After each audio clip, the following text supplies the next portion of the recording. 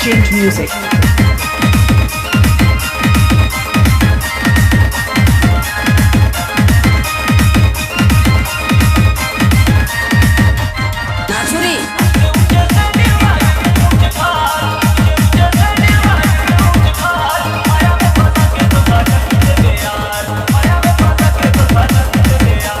आशीष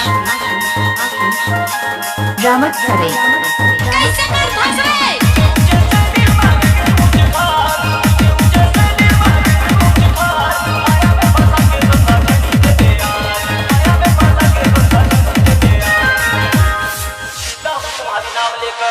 आगे क्या अंजाम होगा और दिल चीर कर देख लेना इस दिल में तुम्हारा नाम होगा इस दिल में तुम्हारा नाम होगा इसागा जिसे बवाल